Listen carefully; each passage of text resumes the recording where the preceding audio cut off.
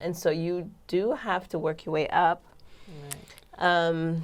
I mean, everybody knows it's been in the news. This industry is not famous for hiring women, for one, and certainly not women of color. True. And women of color who have a focus on Africa, like that's not something that a lot of people in this industry are, in my experience, are like desperately looking for.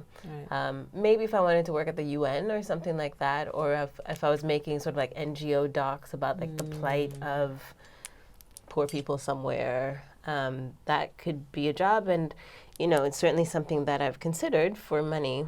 Right. But it's not what stimulates me. It's not what excites me to go do documentaries about poverty. Right. While they're important and useful in a lot of different ways, that's just not what I want to do. Mm. So in order to tell the stories that I want to tell, I've had to create my own work. Mm. Yeah. Okay. So tell me, like what are, because you direct and produce, right? Yes. Okay, so tell me what the duties are for each. Okay, well, a producer does everything. A producer, literally, finds the money, figures out what the story is going to be, and then finds the team that's going to make it. So hires the director, hires the crew, figures out how we're going to pay for it. So finds the money, fundraises or finds investors or whatever it is. It finds the people who are going to help to get the thing made. And then once it's made, figures out how to distribute it, how to get it out in the world, how to sell it, things of that nature.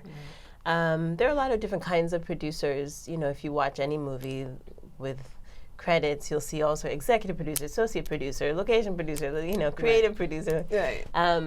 So different producers have different roles, and I'll usually work with somebody, especially if I'm directing, because at some point I have to stop producing in order to focus on directing. Right. Directing is more about figuring out what the artistic vision of the piece is. So we know what we're going to say because we have a script, but how are we going to say it? How are the actors going to convey whatever the message?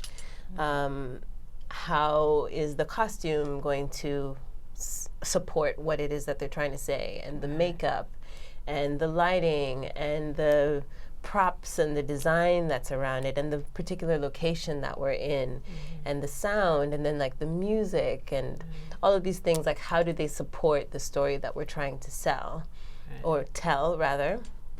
And so the director's vision has to be very wide but also very specific in terms of this is the story and I have a particular way of telling it. So the way I tell a story is very much based on who I am and what my values are and my personal preferences and aesthetic versus how you would tell. If we both had the same script, the way you hear the actors speaking, and what they might wear when they're speaking and what they might say and how they might flick their hair would be very specific to you and and who you are as a person versus what my experiences are. And that's what makes directors different.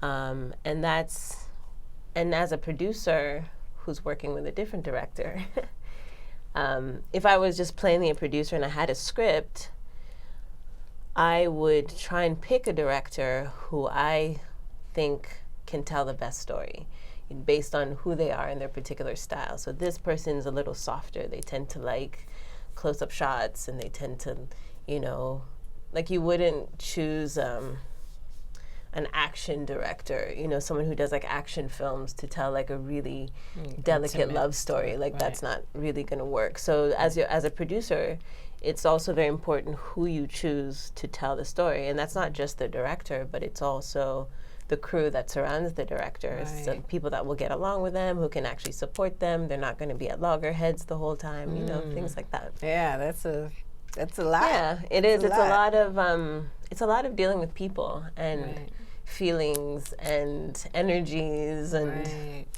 astrology, and astrology. Yo, get in it. everything.